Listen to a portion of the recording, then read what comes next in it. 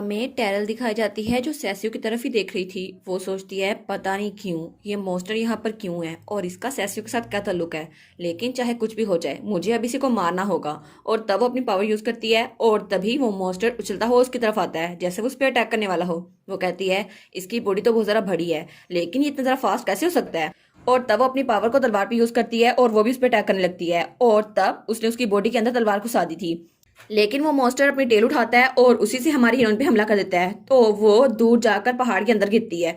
तो वो कहती है क्या इसने अपनी टेल को अटैक के लिए यूज किया, लेकिन ये तो रूल्स के अगेंस्ट नहीं था। और वो तो बहुत ज्यादा बेहाल हुई थी।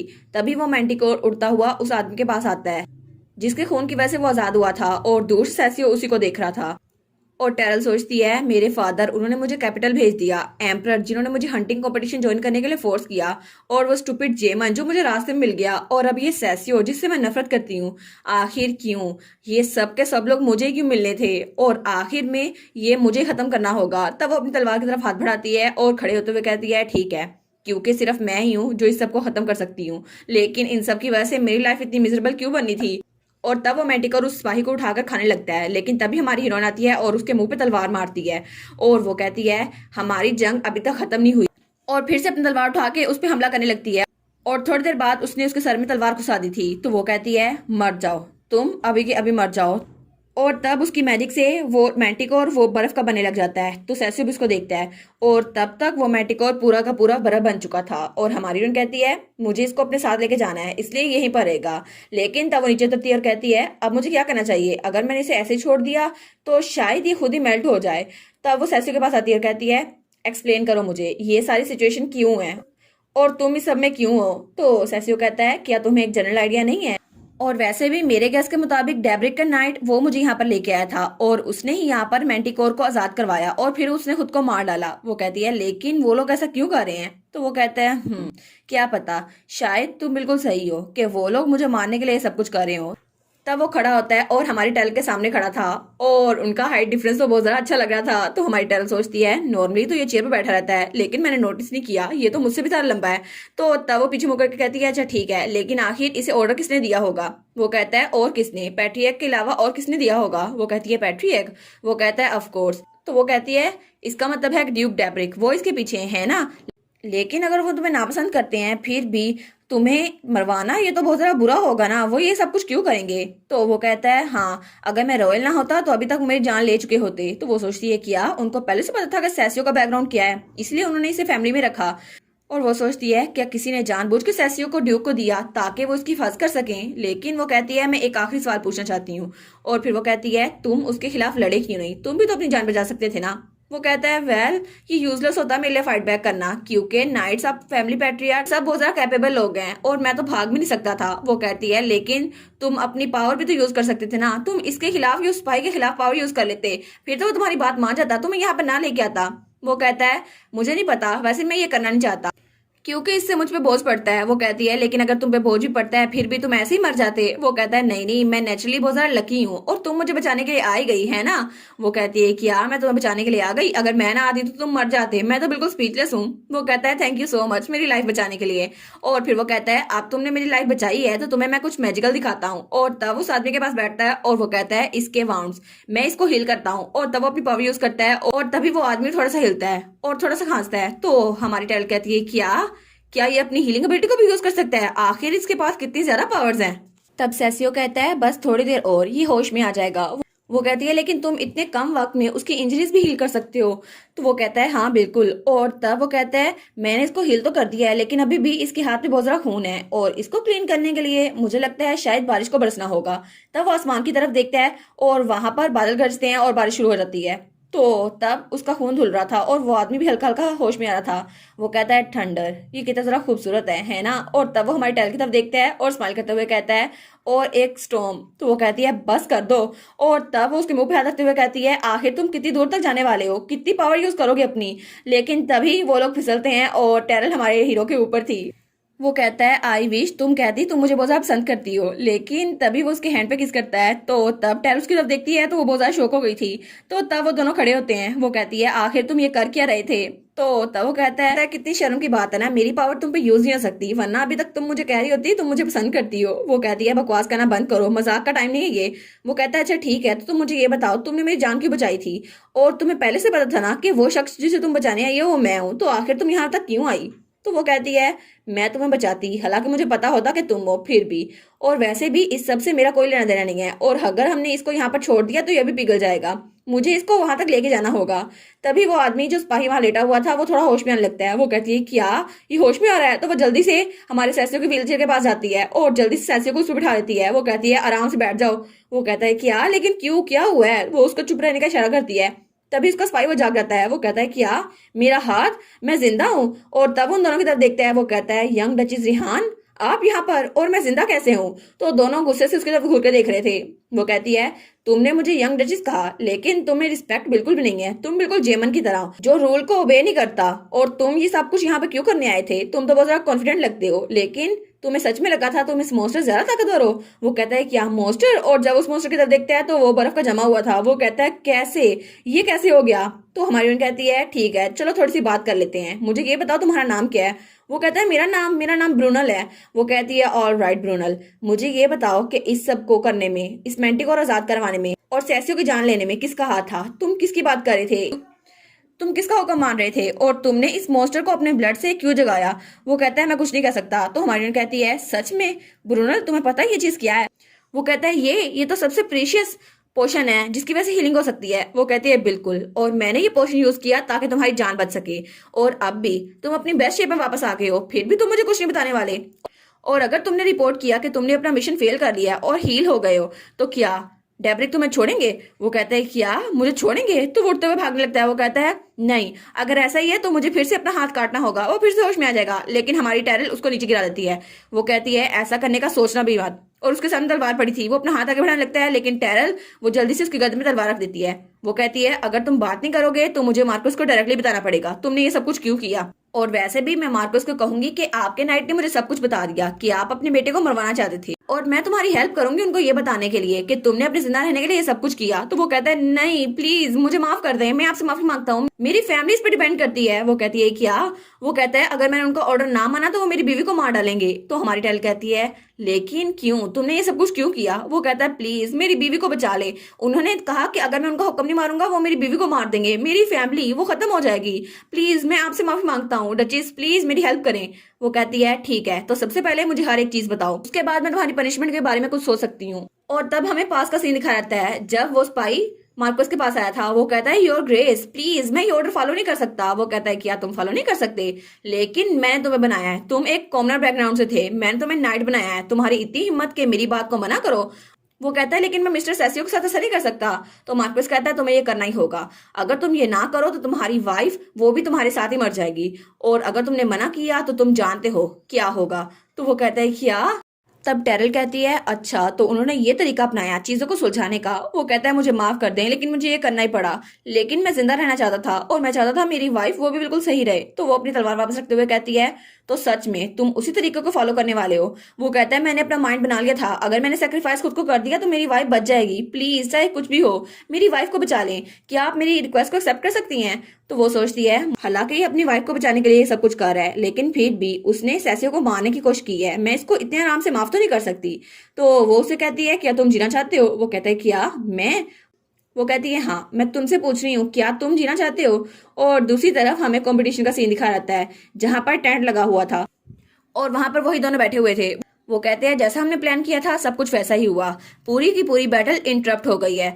तो तब उसके सामने जो बैठा था वो कहता है हाँ वैसे भी एक बीस्ट आ गया है ना, अब कुछ नहीं कर सकते। वो कहता है ये सिर्फ आखिरी राउंड बचा है, अब तो हमारा काम हो जाएगा, सैसी भी मारा जा चुका होगा।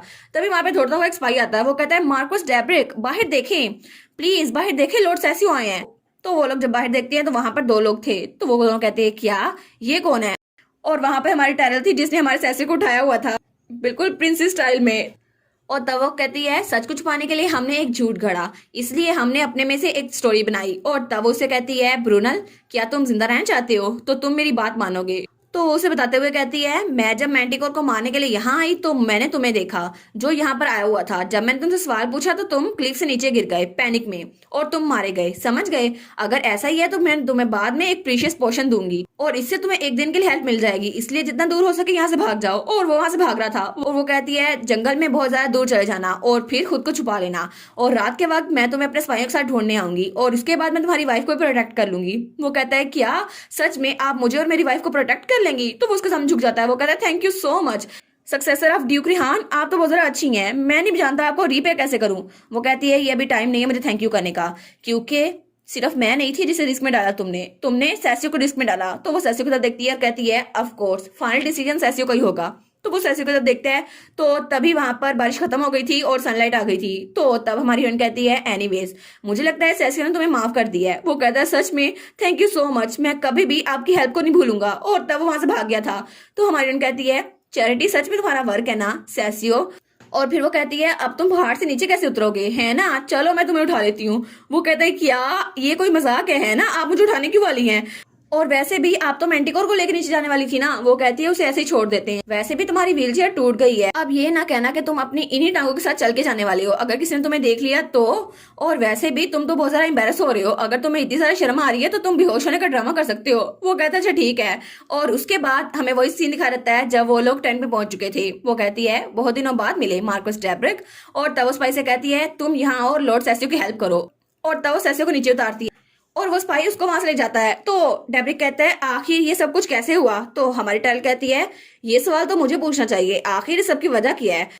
तो मार्कस डेब्रिक कहता है, मजाक करना बंद करो, मुझे क्या पता। वो कहती है, मैं सैसियो को जिंदगी की तरफ वापस लेके आई और मुझे नहीं पता किस वजह से, लेकिन सैसियो माउंटेन की टॉप पर पहुंचा हुआ था, हालांकि वो तो चल भी नहीं सकता। तो मार्कस कहता है, क्या? तो वो कहती है, सैसियो को तो चलने में बहुत ज्यादा मुश्किल होती है, आपको लगता है कि वो खुद चल के वहां जा सकता है? मुझे लगता है इसके पीछे वही नाइट था, और जब मैंने उससे कुछ पूछा तो वो क्लिफ से नीचे गिर गया और बाद में मुझे पता चला कि वो डेब्रिक फैमिली का एक नाइट था। दूसरा आदमी कहता है, तो फिर क्या पता हमारा कोई सर्वेंट गुम हो गया हो, मैं तुम्हें कंपनसेट कर लूंगा और बॉडी को कलेक्ट करने में हेल्प करूंगा। तो डेब्रिक कहता है, नहीं ऐसा नहीं हो सकता, आखिर तुम एक क्लिफ से नीचे गिरी हुई बॉडी को फाइंड करने का प्लान कैसे कर सकते हो? और वैसे भी ये तो डेब्रिक फैमिली के लिए एक शर्म की बात है, क्योंकि कुछ लोग ऐसे हैं जो सैसियो को हमारी साइड पे एक कांटे की तरह देखते हैं, मे भी ये उनकी स्कीम हो। तो वो कहती है, सच में? और वो सोचती है, ये सच में उसे जान छुड़वाना चाहता था, है ना? लेकिन डेब्रिक उसी पे इल्जाम लगाते हुए कहता है, एनीवेज तुम्हारी ऐसी कंडीशन क्यों है और तुम्हारी शर्ट पे ये खून के धब्बे क्यों लगे हुए हैं? तो वो कहती है, ये तो नॉर्मल है ना, मैंने हंटिंग कंपटीशन में पार्ट लिया था, ऑफ कोर्स। तो उसके साथ जो था वो कहता है, लेकिन तुम्हारे हैंकरचीफ पे भी खून के धब्बे लगे हुए हैं। तो वो कहती है, क्या इसको ये बात करना जरूरी था? तो वो कहता है, और तुम्हारा प्रे कहाँ पर है? तुमने जिसका शिकार किया है वो है कहाँ पर? और आफ्टर ऑल तुम इतनी दूर तक उसको शिकार करने के लिए गई थी, लेकिन अगर तुम्हारे पास कोई प्रे नहीं है और तुम इतनी दूर शिकार करने के लिए गई थी। वो कहती है, क्या इसको लग रहा है कि मैंने उस नाइट को मर्डर किया है? तो वो कहता है, इसका मतलब है कि नाइट ऑफ डेब्रिक फैमिली, है ना, वो अपने मास्टर को माउंटेन के टॉप पर ले गया और तुम वहां पर अचानक पहुंच गई। इस बारे में तुम्हारा क्या ओपिनियन है? तो वो सोचती है, आखिर इसका मसला क्या है, ये सारा का सारा इल्जाम मेरे सर पे क्यों डालने की कोशिश कर रहा है? और तब हमें कुछ घंटे पहले का सीन दिखा रहता है जब टैरल हमारे सैसियो को गोद में उठा के लेके आ रही थी। तो हमारा सैसियो कहता है, क्या मैं भारी हूँ? वो कहती है, नहीं नहीं कोई बात नहीं, रेहान डची में 3 साल ट्रेनिंग के मुकाबले में तुम तो कुछ भी नहीं हो। तो तब वो कहती है, बाय द वे। तो वो कहता है, हाँ। वो कहती है, तुम्हारी मैनिपुलेटिव डिक्टेशन, मुझे नहीं पता कि तुम इतनी सारा पावर रखते हो। तो वो कहता है, हाँ लेकिन ये गॉड की पावर की तरह इमिटेटेड है। तो वो कहती है, क्या इमिटेटेड? लेकिन क्या मतलब, कोई एग्जांपल दे सकते हो? वो कहते हैं, हाँ तुम्हारी बर्थडे December 31 पे आने वाली है ना? तो वो कहती है, हाँ लेकिन तुम्हें कैसे पता? वो कहता है, इसे हेवंस आई कहते हैं, मैं थोड़ा सा फ्यूचर देख सकता हूँ, बस थोड़ी सी दूर। और तब उसके कान में कहता है, बस आज के दिन थोड़ी देर बाद नॉर्थ से एक लेटर आने वाला है और इसके बाद बहुत ज़्यादा अच्छा होगा कि तुम मुझे मिलने के लिए खुद आ जाओ। तो वो कहती है, क्या लेटर आने वाला है? तो तभी वो लोग वहां पहुंच गए थे जहाँ पे वो टेंट बने हुए थे। तो वो कहता है, हम लोग पहुंच गए। तो वो कहती है, लेकिन आखिर तुमने ये क्या कहा? लेकिन वो कुछ नहीं बोलता क्योंकि हट के सामने लोग खड़े हुए थे। तो तब वो आदमी कहता है, वो नाइट वहां पे मरा हुआ था और तुम वहां पर थी, तुम्हें सच में लगता है कि हम इस बात पे यकीन कर लेंगे वो खुद वहां से कूद गया? वो कहती है, तुम्हारा मतलब है कि मैंने उस नाइट को मारा है ना, तुम मुझे इसके लिए इल्जाम दे रहे हो? वो कहता है, मैंने ये तो नहीं कहा, लेकिन मुझे लगता तो है ऐसा ही है, वरना इन्वेस्टिगेशन तो बिठानी पड़ेगी ना हमें। क्योंकि क्या बता कि तुम सैसियो को खुद मारने के लिए वहां पर ले गई थी। वो सोचती है ये तो इसी की स्कीम है, लेकिन सच में ये मुझे ट्रैप करना चाहता है और अब मैं इसके साथ क्या करूं। तो वो कहता है सब लोग बहुत ज्यादा क्यूरियस है कि आखिर किस वजह से तुम फॉरेस्ट में इतनी ज्यादा डीप गई और स्पेशली माउंटेन पर। किसे पता कि तुम वहां पर प्रे पकड़ने के लिए गई थी या किसी को मारने के लिए। तो वो कहती है क्या हो अगर मैंने वहां पर किसी मॉन्स्टर को पकड़ा हो। तो वो कहता है क्या किसी मॉन्स्टर को। वो कहती है असल में मैंने जिसे पकड़ा है वो बहुत ज्यादा रेयर है, बहुत ज्यादा नायाब है। तभी वहां पे एक स्पाई आता है, वो कहता है योर ग्रेस हमें एक मसला हो गया है। तो हमारी टाइल स्माइल करती है। तो वो स्पाई कहता है प्लीज आप लोग को अपनी आंखों से खुद देखना चाहिए, वहां पे जो चीज है आपको खुद देखनी चाहिए। तो वो दोनों कहते हैं क्या आखिर ये इतना ज्यादा घबराया हुआ क्यों है। तो तब वो लोग वहां बाहर निकलते हैं, तो जब वो वहां पर देखते हैं तो वो कहते हैं क्या आखिर ये कैसे। और वहां पर वो मैंटिकोर जमा हुआ था और हमारी हीरोइन ने उसी को जमाया था। तो वो कहती है इसको मैंटिकोर कहते हैं है ना, मैं प्लान करी थी इसको बाद में ले आऊं लेकिन चलें ये अभी आ गया। और वैसे भी ये बहुत ज्यादा नायाब प्रे है ना, मॉन्स्टर तो बहुत ज्यादा नायाब है। तो वो कहता है क्या तुमने सच में खुद इस मॉन्स्टर को मारा। वो कहती है हाँ हाँ, वैसे भी ये बहुत ज्यादा शर्म की बात होती अगर मैं छोटा सा मॉन्स्टर पकड़ती, क्योंकि हम रिहान डटी से है ना। वैसे भी मैं जब वहां पर जा रही थी तो उस मॉन्स्टर ने मुझ पर अटैक किया तो मेरे पास कोई रास्ता नहीं था, और वैसे भी वो स्पेल बहुत ज्यादा वीक था और हो सकता है इस मॉन्स्टर को पहले खुद किसी ने आजाद करवाया हो, क्योंकि ये ऐसा तो किसी पे हमला नहीं करता। तो वो दोनों कहते हैं क्या। वो कहती है अगर आपको मेरे टैलेंट पे अभी भी यकीन नहीं है तो आप इसके सर में जो होल है उसमें मेरी तलवार फिट करके क्यों नहीं देख लेते हैं कि मैंने इसको खुद ही पकड़ा है, क्योंकि ये अच्छे से मैच हो जाएगा। तो वो आदमी कहता है वेरी वेल, अच्छा तो फिर ऐसा ही है। तो फिर वो पैंता बदलते हुए कहता है माय लेडी आप तो बहुत ज्यादा यंग हैं लेकिन फिर भी अच्छे स्पोर्ट मास्टर हैं। और वो कहता है आप तो रिहान फैमिली में सबसे ज्यादा डिफरेंट है ना एल्बर्ट। तो एल्बर्ट कुछ नहीं बोलता। तो तब वहां से तुम्हें कहती है ठीक है अब मैं पहले चलती हूँ। और वो सोचती है मैंने इस कंपटीशन में हिस्सा लिया ताकि जेमन का मजाक उड़ा सकूं, लेकिन चीजें तो सीरियस हो गई। और तब वो सैसियो को देखती है तो उसका गार्ड उसके पास खड़ा था। वो कहता है लॉर्ड सैसियो आप ठीक तो है ना, ये मेरी गलती थी जो मैं वहां से गया, प्लीज मुझे माफ कर दें अपने सर्वेंट को। तो तब सैसियो टेल की तरफ स्माइल करके देखता है तो उसका सर्वेंट कहता है प्लीज आप हर्ट तो नहीं हुए ना कहीं। तो हमारी टेल वो भी उसकी तरफ स्माइल करके देखती है। तभी वहां पर उसकी गार्ड आती है ग्रिनल। तो वो कहती है ग्रिनल तुम आ गई, लेकिन ग्रिनल उसको देखकर कुछ भी नहीं बोलती। वो कहती है क्या तुम मुझे देखकर कुछ बोलने नहीं वाली। तो पीछे से सैसियो का गार्ड उससे भी पूछ रहा था आपको कोई चोट तो नहीं आई ना, प्लीज मुझे पनिशमेंट दे, मैं तो जीने के काबिल नहीं हूँ। वो कहती है आखिर तुम्हें मुझसे कुछ भी नहीं पूछना। वो देखो सही कितना जरा पूछ रहा है। तो उसकी गार्ड कहती है मुझे क्या पूछना होगा। वो कहती है क्या मतलब, मैं इतने जरा मॉन्स्टर से लड़के आई हूँ और तुम्हें मुझसे कुछ नहीं पूछना, आखिर मैं एक रेहान हूँ फिर भी लॉर्ड सैसियो से जरा डिफरेंट कैसे हो सकती हूँ। तो उसकी गार्ड फिर कहती है क्या आप ठीक है माय लेडी। वो कहती है बस रहने दो, झूठे मुंह पूछने से अच्छा तुम पूछो ही ना।